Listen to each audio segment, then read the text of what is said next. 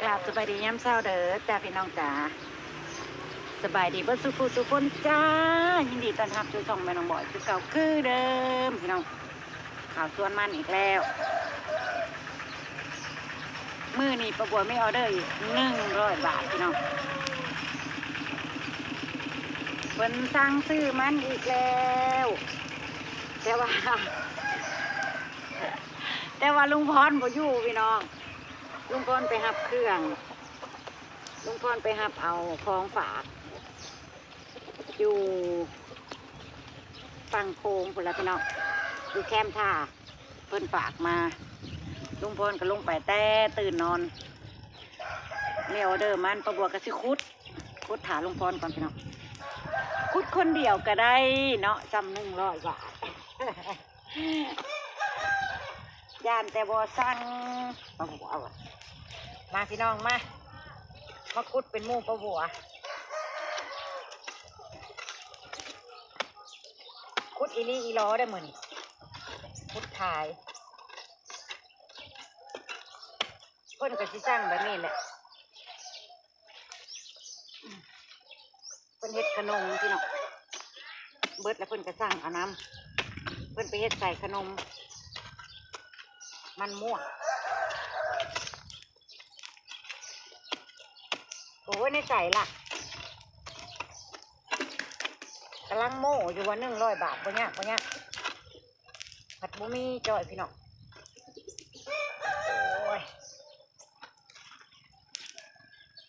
คุดก่อนใดจังสิมีหัวมันล่ะพี่น้องเอ้ย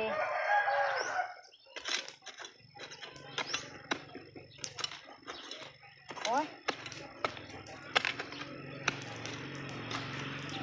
แม่เงาแรกแหกมันก็คือบ่มีรถค่ะพี่น้องโอ้ยหิน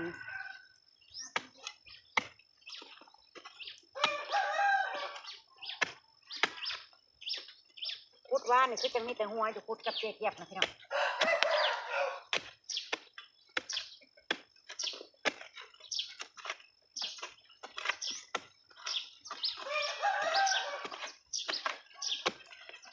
คุดถาลุงพรจ้า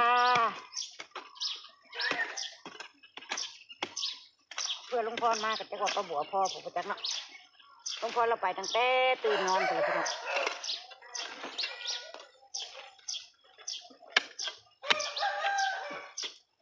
บริมีเลยพี่น้องเลยบริมีหัวมันเลยประบัวคุดประถูกหม่องมันบ่เปลี่ยนข้างใหม่ก่อนลองเปลี่ยนข้างใหม่ดูซิโอ้ยมาพี่น้องมาหันมา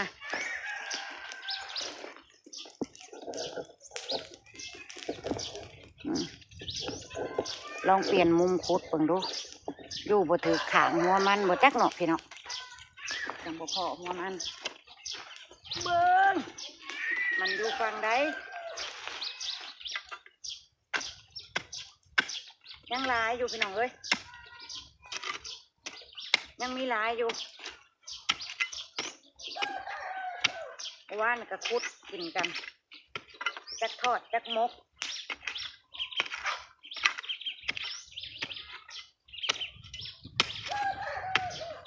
แต่ตอนนี้ฮะก่อนมันอยู่ว่างได้หัวมันประบัวเห็นแล้วเริ่มเห็นแล้วโอ้เพิ่นอยู่ฝั่งนี้พี่น้องเลยประบัวอยู่บนถือขางเพิ่นอีหลี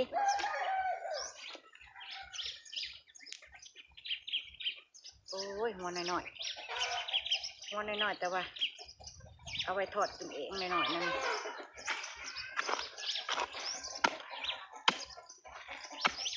โอ้ยแล้วคันบุแมนมืออาชีพพี่น้องเห็น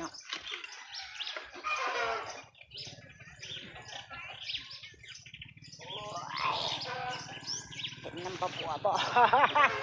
เป็นตาที่ได้ขายอยู่บ่พี่น้องเอ้ย เป็นตาปลาบัวที่ได้ขายอยู่บ่ล่ะนี้ได้แน่นอนเนาะ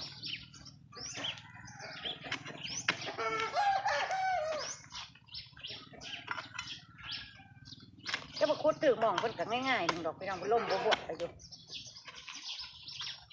คุดถือบนหัวเพิ่นอยู่โอ้ยนะใช่ละ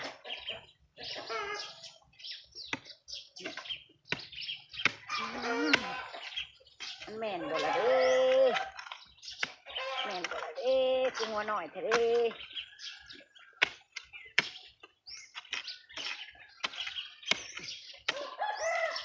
โอ้ยมุ่นเบิ่ละพี่น้องปะบัวเฮ็ดนะ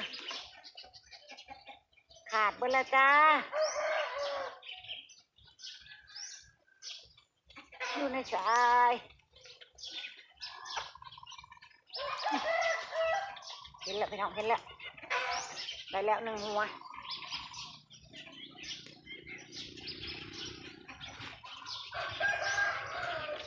พุทธายก็จะเอาแต่หัวงามๆเพิ่นนี่แหละ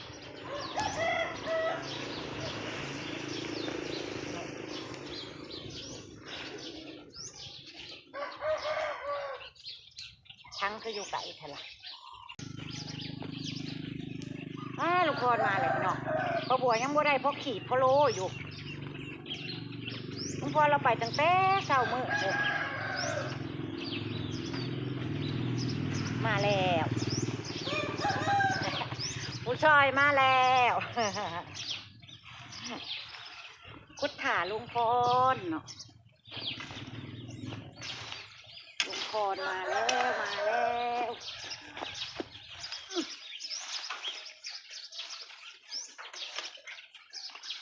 ไว้แค่บินไปถึงบ่อลุงพรไม่จะเกิดบัวยืนใช้หัวมันเจ้านั่นใครจะหัวแล้วโอ้ยโปเป็นตาดอกโปเป็นตาที่ได้คล้ายน้ำบาดน้ำมันเขาดอกฮะโปเป็นตาที่ได้คล้ายดอกตาที่ได้คล้ายเลยจังได้กระโบเห็นหัวมันนี่อยู่แถวใดล่ะนี่เห็นหัวหนึ่งเอาแป๊บพี่น้องสวัสดีพี่น้องเอามอบหน้าที่ให้ลุงพ่อแล้วพี่น้องบอกไว้เพื่อจะได้หัวหนึ่งขายบ่ได้ฮอนมันขายแล้วเพื่อนนี่เป็นบ่เป็นหัวไหนทีนี่นี่ได้เท่านี้ตู้ถ้าได้พวกขีดซ้ำพี่น้องเลยอุ้ยเต่าย่างอยู่เต่าย่างเขาเมื่อกี้ก็พอตะขาบตัวบักง่ายนึงพี่น้องมาเป็นมือกล้องนะเหมาะสุดแล้วปลาบัวนั่นพี่น้องมืออาชีพเพิ่นมาแหละเพิ่นพ่อหัวบักง่ายหลุดได้น่ะมึงแน่น่ะปัดปลาบัวนะคุดอยู่ไว้อยู่กับโบเห็นระวังหัวกระเจียวนี่เถอะบ่เอาหาเลือกเอาตัวนี้ก็คือสิบ่ได้แล้วนี่เพิ่นอันนั้นแหละพี่น้องเพิ่นเริ่มเป็นอันนั้นแหละเริ่มเสียงดินเขาละคุดให้มันเบิดซะเลือกเอาให้เพิ่นแล้วก็ที่เรือเฮาก็มาถอดมายังกินเล่นกันต่างเผาส่วนนี่เบิ้งกระบวกเพิ่งอุ้ยแต่กระบวได้เข่าได้ล่ะนะยังงามอยู่ทางในเพิ่นกระบวก็สิเอาไว้ชุ่มได้มันบ่งามชุ่มได้มันนั่นนะกะใช่คือหัวเลยนอนแต่คือมึงงามจากดินมันแตกซื่อบอกนี่ยังลองต่างไม่เฮาบ่ทันได้ขุดแต่คือมึงงามหัวเลยนอนแท้ๆหัวบ่ได้ใหญ่ก็เอาไว้เล่นนะพวกเคิร์ฟไปพวกอยู่ในไซส์แล้วหัวเปิ่นก็ได้ไม่แต่เคิร์ฟหาหัวบ่พอไม่แต่คือใหญ่ออเดอร์100 บาทจ้าพี่น้องจ้าขุดถาลงพรได้บ่พอขีดลุงพรไปท่าก็มาไวแถวบินไปบอกโอ้ไปแต่รุ่งเลยคือว่าแล้วลุงพรไปประบวกกับ5 โหดชวนอยู่แถววันทั้งหลัดแถวเฮือนมันก็บริไก่กลัวสิโหดอีหยังแล้วอยู่แถวเฮือนแค่ไปแล่นลงทางพี่มึงนู้คือแต่เก่ามันโคไปทั้งบรรณาวาเนี่ยก็บกไก่ไปได้หมดแล้ว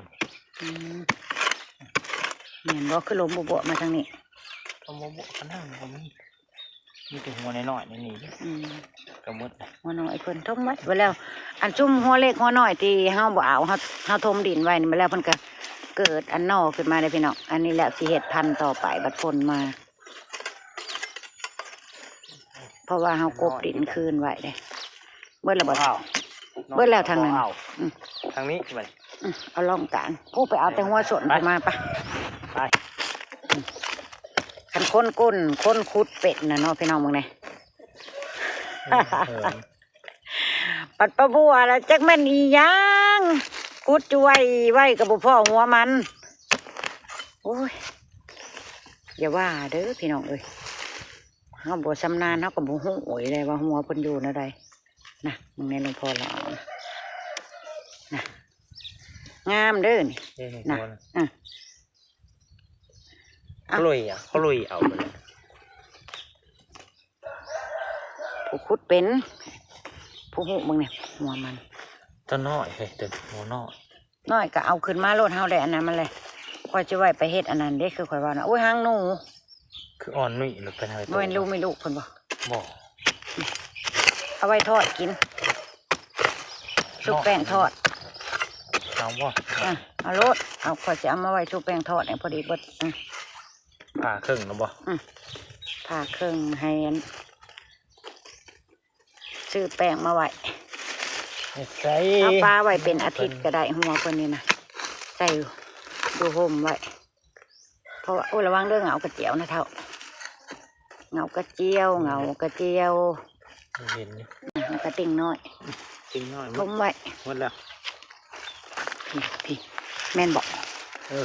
คันนี้นะเบิ้งเป็นดีแท้ๆบัดคุดอีลีแล้วบ่ได้เป็นมาเป็นเรื่อว่าก่อนลุงพรสิว่าพี่น้องเดี๋ยวปล่อยให้เราว่าเฮาต้องว่ารัดละไว้ก่อนเรื่องตัวพอยู่เลยให้ซึกโลน่าเราเอาเลยเขาหนาวโล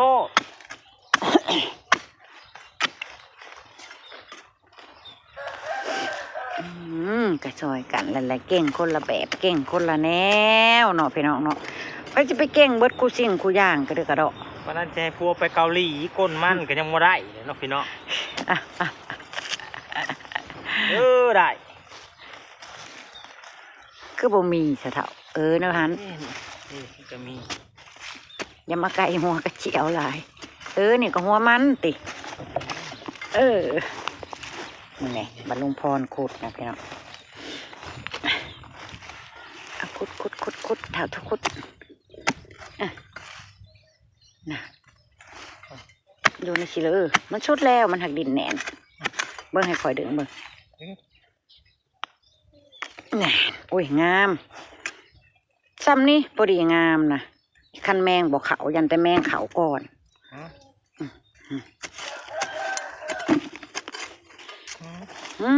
สับแหละ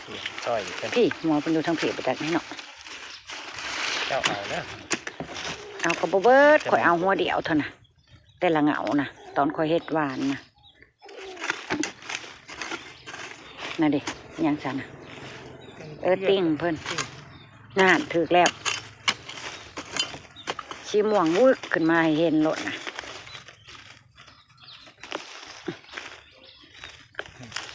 เอามาให้ข่อยโลดข่อยชิไว้ทอดกินนี่น้อยๆนี่พี่น้อง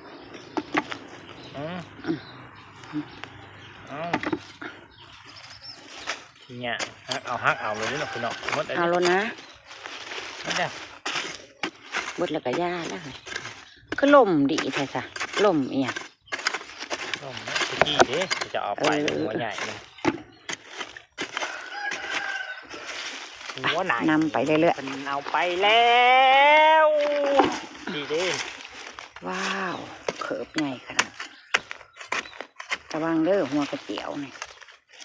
คอยงัดออกปลูกให้น้ำอะไรเนี่ยกระเจียวเนี่ยบ่นะคือยังบ่เห็ดเข่าเงากระเจียวเลยเนาะดึงทอนเอา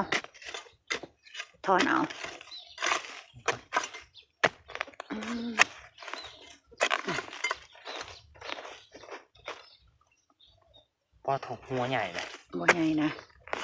เงา เอาซ้ำเอาได้พอได้พอเด้อเถาหัวกระเจียวคอยเด้อคอยห่วงหัวกระเจียวคอยไร พอถูก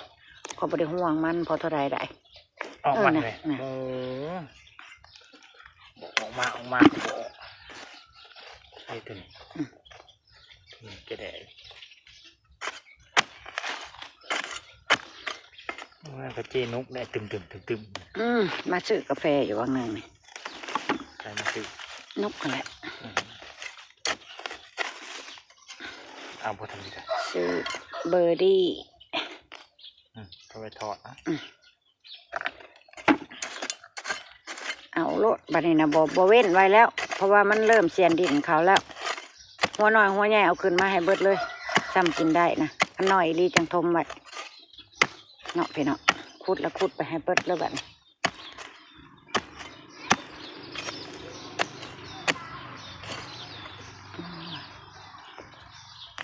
ขุดต้นดินแน่นโอ้ยโอ้เขิบตัวนี้ใหญ่ดีเนาะเฮ้ยเนาะ เงาคนเล่น เขิบใหญ่ขนาดไม่ใช่หัวใหญ่เลย หัวใหญ่ใช่ หัวน่ะก็บ่ได้มีหัวใหญ่เนาะ โอ้ยดินเป็นแก่ พี่เราดูพี่แล้ว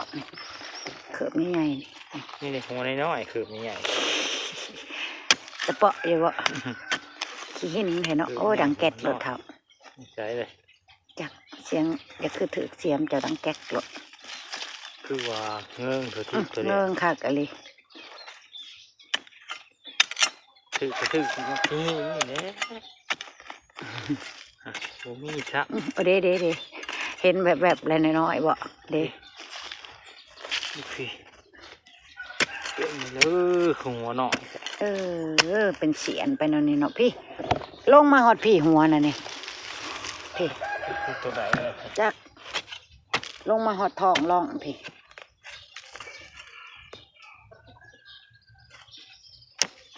คือยังไปอยู่ไปเก่าทั้งนี้แหละ อี มันแข็งกระเดาะดินะ บ่เหมาะกับการปลูกมันในนี่นะล่มเลิกหาบอนไม้ปลูก เบื้องหน้า ไม่เหมาะเลย ตัวมันแตกคือ จักบ่เขิบใหญ่แท้ ตัวนี้บอก แต่สิหัวน้อยย้อนติ่งน่ะบ่จักแลเบิ่งแน่แม่นนี่ติ่งเพิ่นซื่อ อยู่นี่ใจ ๆเขิบเขียดดูเฮ้ยเมื่อกี้โอ้ได้ถึกเลยนะ ถึง ติ่งเพิ่นซื่อๆนั่นเด้เห็นเลยนะซุ่มแล้วย้อนติ่งไม้ นะโคยตาที่โทย ขุดจนเต็มทั้งจอล่อพี่น้องลุงพรเฮ็ดคักบ่คักบ่ลุงพรออเดอร์100แล้วขุดจนเต็มทั้งหนึ่งพี่น้องให้เพิ่นเลือกเอาว่าซั่นเลือกกะเอาไว้ทอดกินเองขุด1คู่พอดี เชียนดินถึงมัด เด้อในสิได้ของอันนั้นน่ะไปหับมาน่ะอยู่ไสอยู่เฮือน เงินผู้แล้ว มาแล้วจังเบิ่งกันเนาะว่าได้หยังแน่มา ไปปิดอยู่คุณบอกดูเลย บ่นี่เลยนี่ ปิดเลย ในแค่อันนี้แหละหรือเอามือเฮือนบ่ เงินผู้แล้ว ไปจ้ะเมื่อให้เพิ่นมาเลือกเอาเนาะใช่ของฝากของต้อนพ่อใหญ่พรนะ แค่ข้าของต้อนกันมึงก่อน ไปรัดตั้งแต่ตื่นนอน ของต้อนโอ้อะไรใช่ ในมักถั่วลิสง ที่ลุงพรสั่ง แม่บ่แม่น คือไปใช้ซิโบแมนในถั่วผักเขียวนะ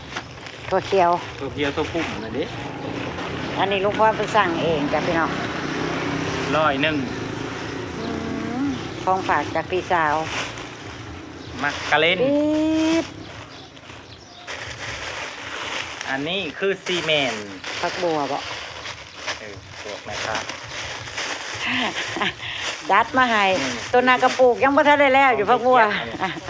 ของเจี๊ยบบ่ผักบัวเลย อันนี้กองแงบัว อ๋อ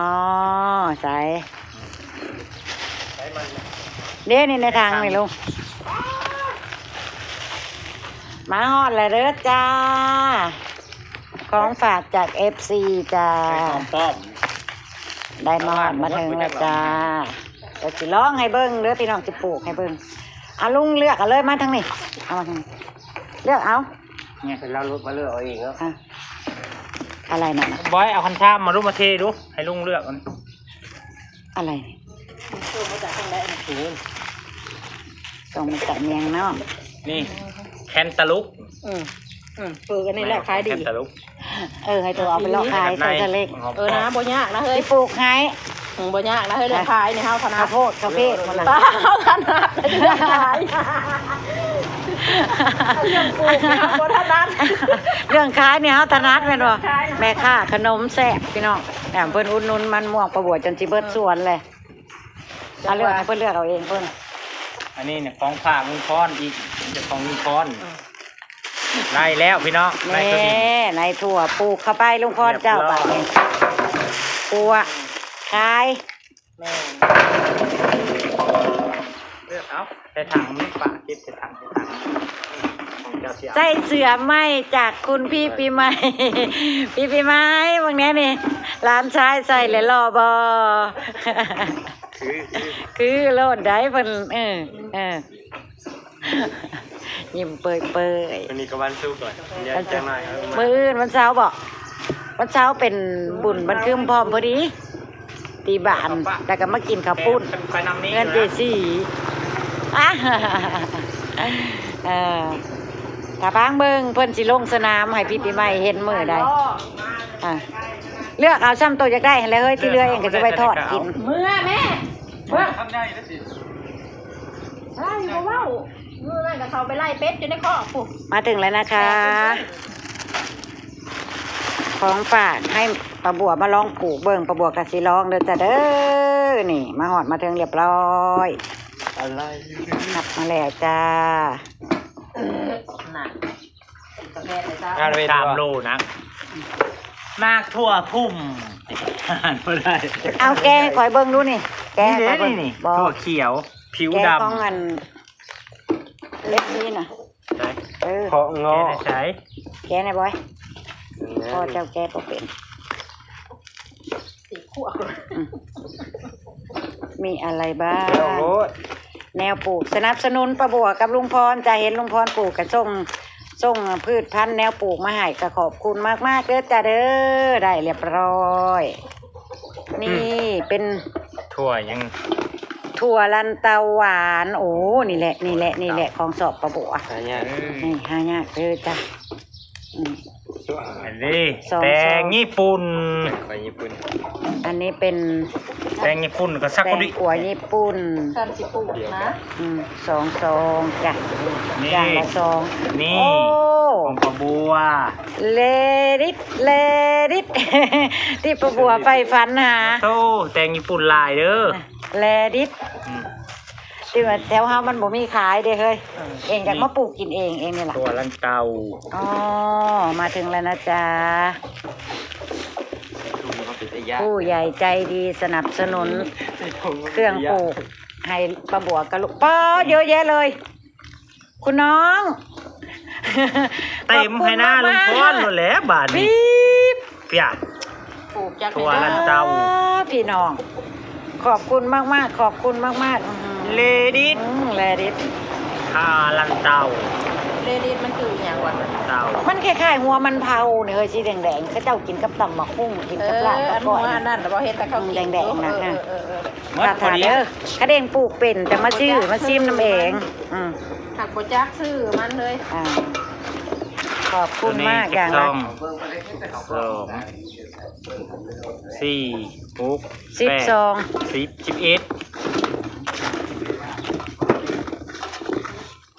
2 4 6 8 10 11โอ้ขอบคุณมากๆ11 11เหมือนกัน ขอบคุณนะคะอูกองเอเล่ป้าบัวลุงพรยาวบาด ส่วนเลดิสนี่ โอ้ยดีใจหลายนี่ได้อันนี้มานี่พี่น้อง เงาไปเงาเด้อนางเด้อเลยแหละ ขอบคุณนะคะ ขอบคุณมากๆ โอ้ยบ้านนี้ โอ้จักแน่สิเว้า ปุ่นพี่น้อง สุขภาพแข็งแร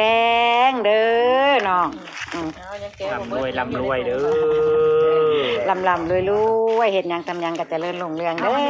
สนับสนุนก็บอกกับลุงพ ตัว ล ดินเด้ตัวดินเนี่ยน่ะ อย่ามาปลูก เขา เลย แกะมาเรียบร้อยแล้วมีแต่ปลูกอย่างเดียวลูก จ้ะเก็บภาพบรรยากาศไว้ซ้ำนี้ละจ้ะพี่น้องพบกันคลิปหน้าจ้าอำลาพระจากเราจะขอบคุณทุกกำลังใจขอบคุณทุกการติดตาม ปีหน้าผม ขอบคุณที่บอกขามโฆษณาประบัวเด้อพี่น้องไปแล้วจ้าสบายดี โอ้ลายเติบได้สบายดีพี่น้อง โอ้ย